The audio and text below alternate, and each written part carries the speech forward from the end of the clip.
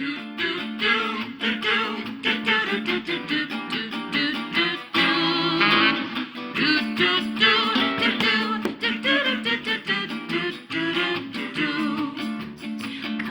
with me, I'll tell a story that you might have heard before. Graphically novel, but the same old trouble. Villains always knocking at the door. Pretty pictures on the page, but nothing ever stays the same.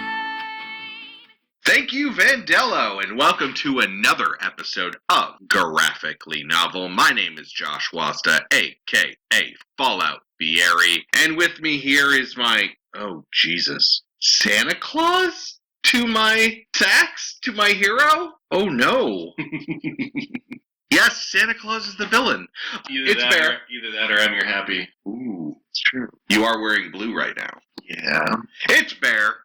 And once again with us. Yes, back because she had to be. By popular For demand. this episode. I love this graphic novel. I love this show. Yes! Oh my god. So much.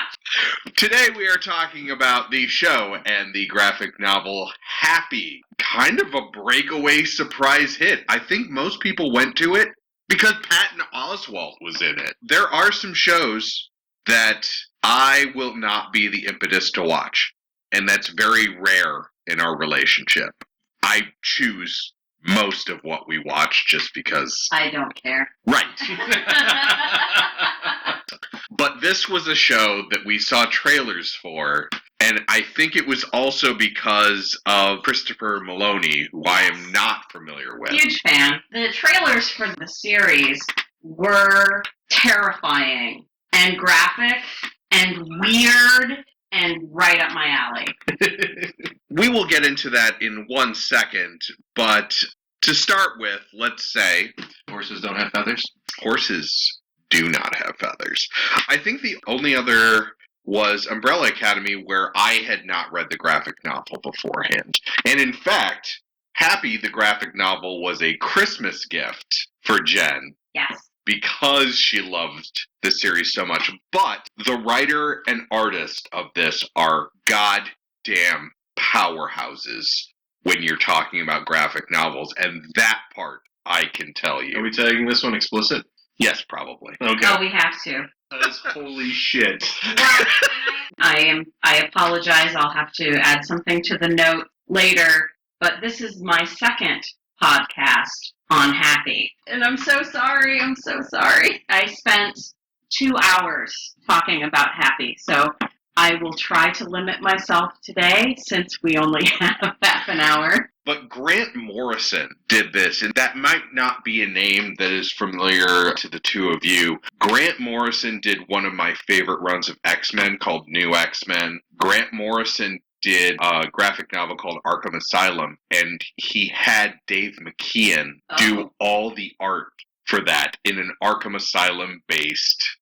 Written by the guy that wrote Happy, and the art is by Dave McKeon. So that is probably one that we're going to have to pick up pretty soon. It doesn't have a media component, so it won't be a show. But, wow. I'm definitely going to have to read that because this was sweet Jesus. And we have plugged this when we did our Preacher episode about how much this book changed you. I haven't seen this level of OMFG since I saw the Hulk on his testosterone-induced rampage in the Ultimates. Holy shit. Before we get into that, though, I do want to talk about the artist for this, and I very rarely talk about artists other than to credit them. But Derek Robertson is one of my absolute favorite artists, and I am not the art person on this podcast. That person is definitely 100% Jenn, the background in art and everything. But Derek Robertson, he was the artist that did Transmetropolitan, which is my 100% favorite graphic novel series of all time. No media for it, even though for a long time in the late 90s into the early 2000s, Patrick Stewart was trying to get it done himself so he could play Spider Jerusalem. Oh, sweet. Yeah. We've discussed Warren Ellis a little bit during Preacher because we compared him to Garth Ennis a little bit as the bad boys of graphic novels. But I'm just going to take this moment to say, if you liked the art in Happy and you want to see another crack mad writer give him some amazing material, pick up Transmetropolitan, because Jesus. It may be a little rough when it gets into the political stuff if you are left-leaning and living at all in the United States today, but it's great. And Derek Robertson also has done things like the Nightcrawler series. He is a huge fan of the X-Men. He's done a lot of X-Men stuff. He's just one of my favorite artists. I love his aesthetic and I love his style. And in Happy especially, he really brings that to the forefront.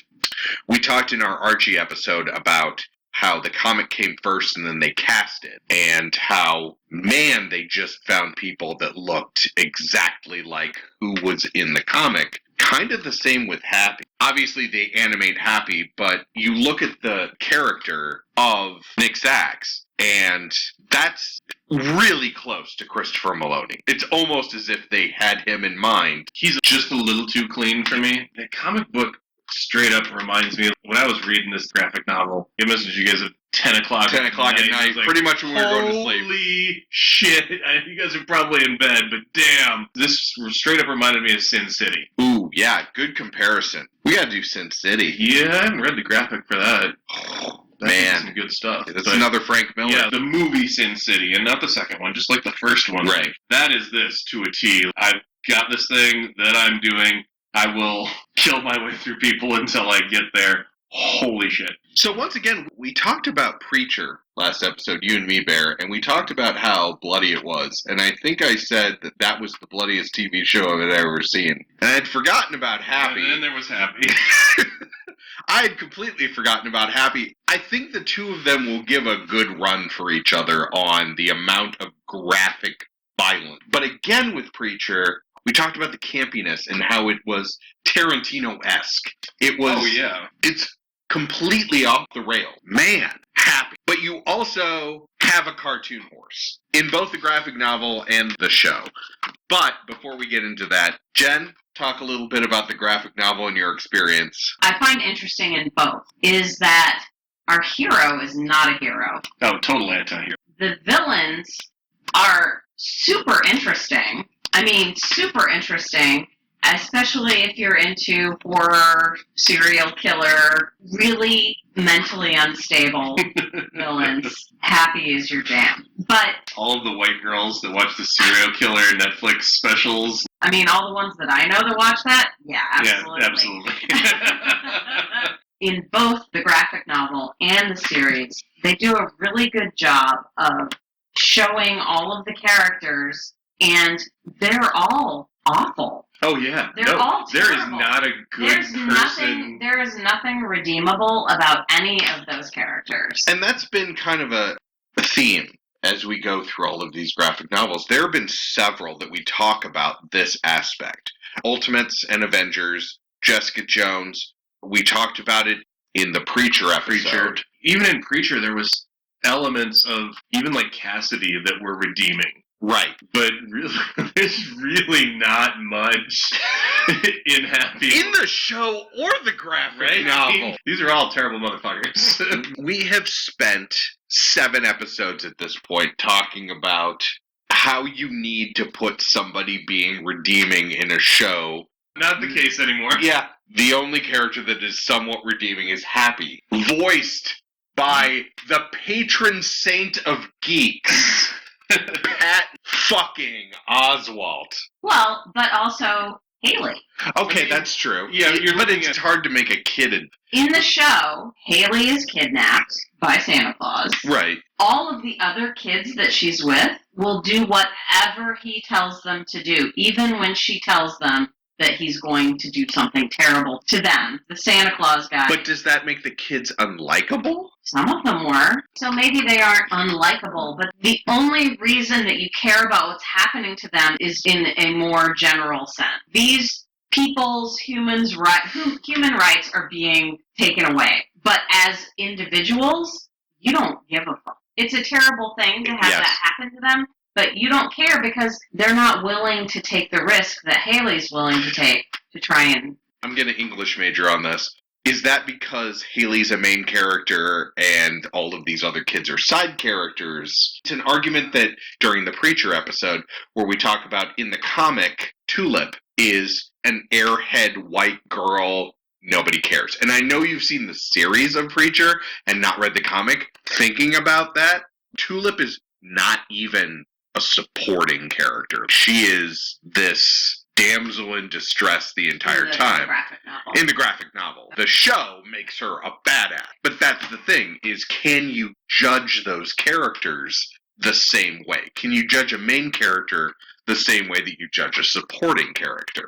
In this instance, yes, because it's not that they're a supporting character. They're in action and basically willing to be sheep to turn their bellies up to be slaughtered, is my point. None of them are willing to go with her. To use as an example for how Haley is a badass. Well, and I think in the series, you actually only see other kids twice, Several maybe. times. They're all in the boxes. They're there, yeah. And then in the classroom, that classroom scene happens over several episodes. Let's talk about Smoothie. Let's talk about show versus comic. Again, in Umbrella Academy, hearkening back to an older episode, we talked about how in a graphic novel you only have a certain amount of time. Happy, the graphic novel, which by the way, this is the only graphic novel. This is it. So you're looking at, I thought maybe 40 pages? Yeah, personally I thought they made that. This is not volume 1. That's it. Yeah. That's it. That's all they have in a graphic novel. So, you have the advantage of a TV series. We went over that kind of in Umbrella Academy. Barrett, you and I talked about that a little bit with Preacher, about how you don't have as much time to flesh out what you need to flesh out. Yeah, unlike where a lot of people will complain about if there's a book. If you watch, say, The Lord of the Rings, and they're like, oh, there's so much stuff that they left out of the movie. My example, Jurassic Park. Yeah. Jurassic Park, my absolute favorite scene, they didn't add until the second or third movie. It's when they're floating down the river and they go next to the sleeping Tyrannosaurus. And then they go right from that into the pterodactyl dome, and they're attacked and swooped by pterodactyls. Neither of those scenes were in the original Jurassic Park. They were in the original book. As a kid, I did not understand. You do not have that amount of time. This is the step down from that. Now, as we've got a TV series, we've got a lot more time and space and energy to do stuff with, especially if we want to get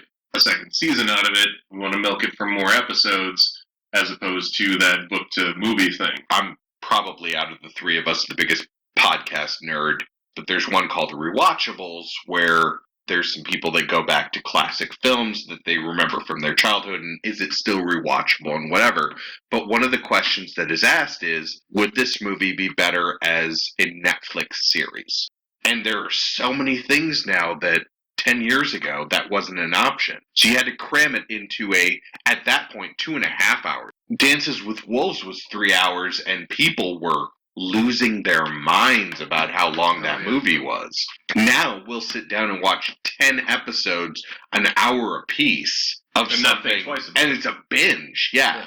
But you wouldn't do that in a theater. The theater, I don't have access to inexpensive alcohol, a pause button, and a bathroom, and delivery services on my cell phone for food. Dealing with our first graphic novel that is only the one and done. Is it unfair to compare the amount of detail in the show to the graphic novel? Potentially.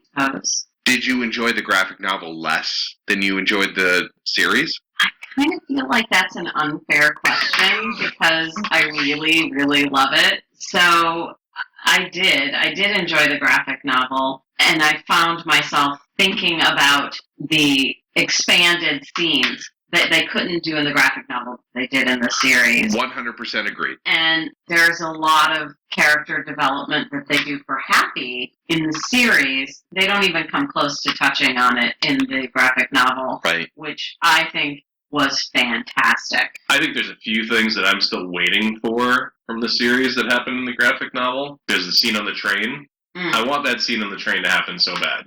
I want to see how Patton Oswalt makes Happy react to, listen, the world sucks. Yeah. Well, and they did that a little bit, because he breaks Happy down in the series. Oh, yeah, he absolutely does, but I want that full final... Yeah, no, he doesn't get as bad as he does in the graphic novel. I don't know. The scene where he's with the imaginary friends of Okay, Mr. that's Blue's right. Yeah. son, you're led to that scene by the Imaginary Friends Anonymous meeting. There's a lot that goes on in the series that kind of covers that. In a series where they're stuck in traffic on the bridge heading back, I think that kind of covers... I think that's as close as I'm going to get to the train scene. I will say the train scene in the graphic novel is just because it is so abrupt. And I think in the series, they really wanted to stretch out how horrible Jax is to Happy and how it just wears him down after several episodes. In the graphic novel, he does horrible things before, but the train scene is it. And it's all of it in one. It's very concentrated. And because it's not just Jax Yes. messing with Happy's head. Right. Sax. Sorry. I'm thinking of Mortal Kombat. I don't know what you're thinking of, but you're not thinking of Happy. You can take control from this point on in this show. It's all you. The one thing that I did miss in the graphic novel was Haley's mom and the development of that character, because that's completely missing in the graphic novel. Well, in her relationship with Sax, Right. which is really a great cornerstone of that series. It's really the dramatic anchor to what's happening, is him being a father and him actually having cared about this person. In the graphic novel, his breakdown is he's a shining example of what a... It's the same thing in the but series. The reasoning was different. So 20 seconds, if you don't want to be spoiled. In the graphic novel, it's because he's just worn down by the job. So he starts just not caring and doing things that are very destructive. In the series, the job is wearing him down, but the reason the job wears him down is because how much he cares about his wife. And yeah, I can give you that. he comes to the realization that he can't protect her. He cannot stop anything terrible from happening to her. So instead of just facing up to that and saying, okay, I'm going to do the best I can, he just goes off the deep end and becomes very destructive to himself, to his relationship, to his job, to everything. Oh, he takes the classic fallen paladin to a new level. He goes straight from Shining Pinnacle to, Blackbeard right here. Just traded all those levels in. The other difference that I saw in the graphic novel, he has how many heart attacks? Stuff happens. Right. And he keeps going on. But in the series, you're like, is there something kind of supernatural? What's going on with this guy? Yeah. How is he able to survive all of this? It's almost like Crank, where he keeps having to have adrenaline and almost to that level by the end of the series. That's why I say it's very much Sin City, because you have the Bruce Willis's character keeps taking bullets, he ends up in the hospital, let's put him back together real quick.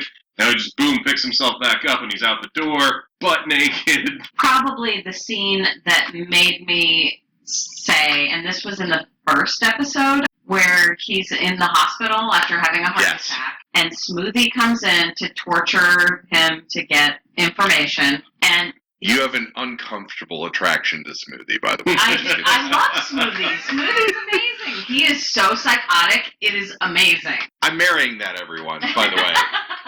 So Smoothie is about to do horrible things to this man's penis. And he's just, oh, that really sucks. Completely removed, as you expect him to be. Well, that's going to take you a while, so... He is so self-destructive that he doesn't care about being tortured. And that creates a weird symbiotic relationship between Nick Sax and Smoothie. Because Smoothie's like, wait a minute. I mean, I like to torture, but part of what I like about torturing is the reaction I get. People get scared. Right. And he doesn't seem to care. Yeah, and that's a theme in other serial killer type movies too, is you don't want to be the troll. Don't give them what they want. Mm-hmm. I personally felt that differences between the graphic novel and the movie is... Crank is a good analogy for the series. I also went with, it's like Fight Club on acid. Yeah. Without this, take the seriousness out of Fight Club and just go around punching and killing people. Happy as Tyler Durden makes me so happy right now. In the graphic novel, Happy is Jiminy Cricket crossed with Navi from Legend of Zelda. Well, Hey, listen, hey! Well, Happy doesn't touch on the whole children's television. Kids show theme, not in there.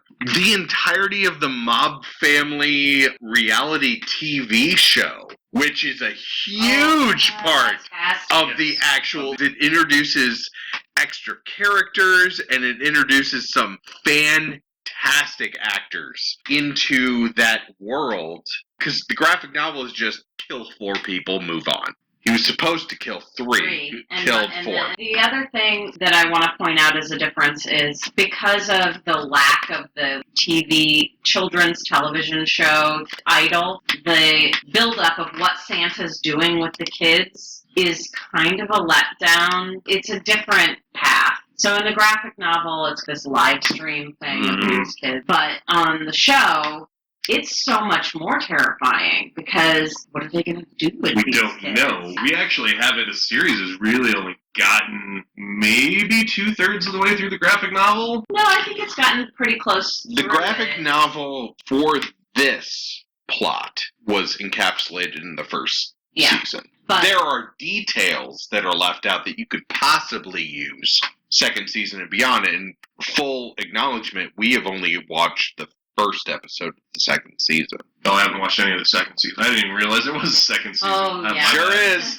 Bad bear. But Grant Morrison is writing the series as well. The series is going to be the continuation of this graphic novel, which is the first time that we've seen that on this show. Everything else, we're introducing you to a graphic novel that you can move on and read more. But there is the potential if Grant Morrison is involved with the TV show, it could be like a Neverwhere situation where an additional graphic novel is written based on the show that the second season. I would even call that an American Gods situation because Neil Gaiman is writing another novel for American Gods because he got the deal for the TV series. Right. Oh, that's going to have to be another episode because... American Gods? American Gods, Neverwhere. We'll just do like a whole season of Neil Gaiman.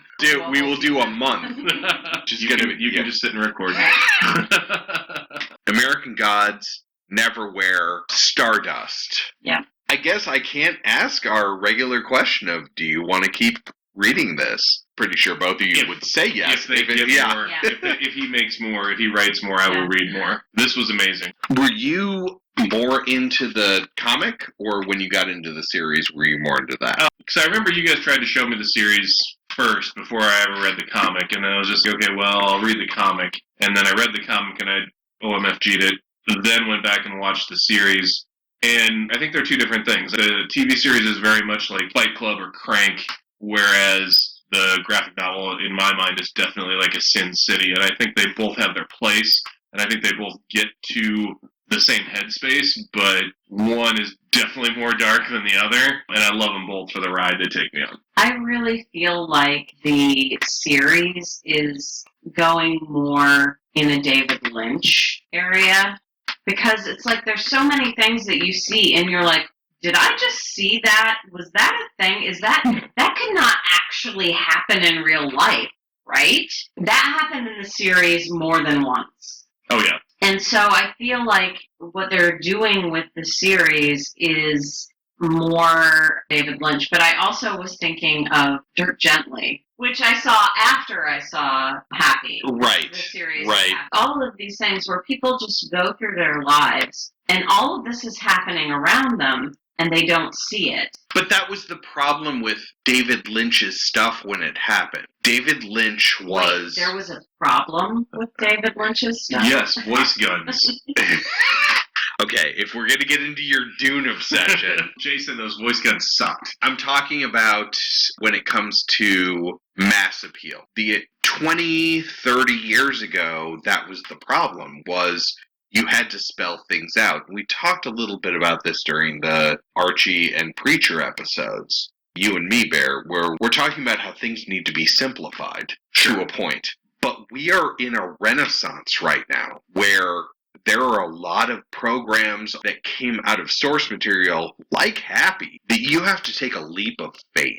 And I'm going to take umbrage with you right now because I don't think things should be simplified. That offends me because why should everything be simplified to the lowest common denominator? I think that there are things out there that should exist as they are created, like David Lynch movies, like Happy, like the series for Happy. It's not for everyone, and everything shouldn't be for everyone. To simplify it makes it more base, and it doesn't appeal to me because of that, if it were to be simplified. I think what I'm saying is I am not the type of person that watches a movie over and over and over again. There are movies that I will watch more than once because they're so dense and they're complex and there's stuff going on that you don't notice. So you want to watch it more than once, and you notice new things about it. And I feel like Happy is kind of that way as well. I went back and watched the first 2 episodes of Happy before I did the other podcast, just so it was fresh in my mind, because it had been a while since I had seen it. And I was, oh yeah, I remember this. I'm like, I never noticed that before. That's the kind of thing that I choose to watch because I like that there's more to unpack than I can recognize in one viewing. That's Cabin in the Woods for me. Yeah. Cabin in the Woods is a brilliant movie where Joss Whedon completely deconstructs the horror genre, but there are things in the background that you're not going to get on the first go. The best movies and series do that. West Wing, to this day. Especially this day. But I've watched that series just in the 6 years that we've been together. I've watched it through 3 times, at least. At least, yeah. And I'm still picking up stuff. I'm different on that aspect. As I'm being a TV and movie guy, I do rewatch things over and over again. I constantly rewatch stuff. I can't even tell you the number of times I've rewatched all the Harry Potter movies. I haven't finished all the books, by the way. I'm working on it. I rewatch movies over and over. If it catches my interest from the beginning, I've probably purchased it. That's what I do in my spare time. I will rewatch these movies over and over again. The lines that I can quote from just miscellaneous junk. This is one of those series that originally I was like, no, but I'm going to come back and burn through this again and again just because it's that good and it's that something that needs to be ingrained in me. So is Happy that series for you? The TV series? Yes. I appreciated the graphic novel over the series, but the series was still a fun ride. Jen? I like the series better than the graphic novel. I really like the graphic novel, but I think the series had a lot more that I didn't even get into at all, even though we went over. There's so much more about the series that I really liked. This has been a very long episode of Graphically Novel. So glad that you guys all came and joined us. Want to give a big shout out to Vandello, who did our theme song, VandelloBand.com. They are awesome. You can find us on graphicallynovel.com. You can find us on Twitter at Graphically Novel. Remember the 2 L's. And then, Bear? Yeah, we've got a Facebook too. Are you on it? I should be by the next episode.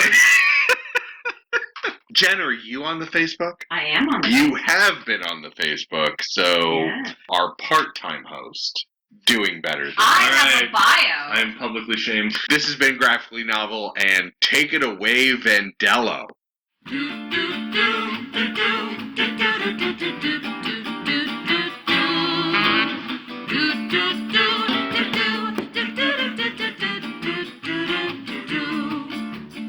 Come with me, I'll tell a story that you might have heard before. Graphically novel, but the same old trouble. Villains always knocking at the door. Pretty pictures on the page, but nothing ever stays the same. Do do do do do do do do do do do do do do.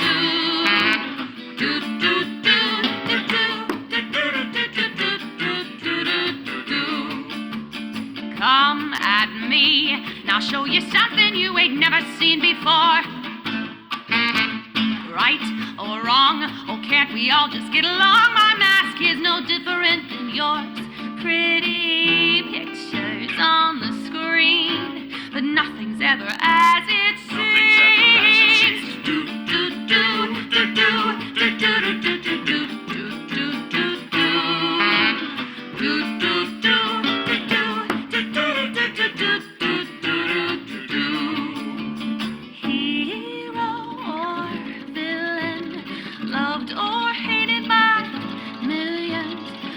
Maybe it's wrong, maybe it's right, but you don't want to see my back.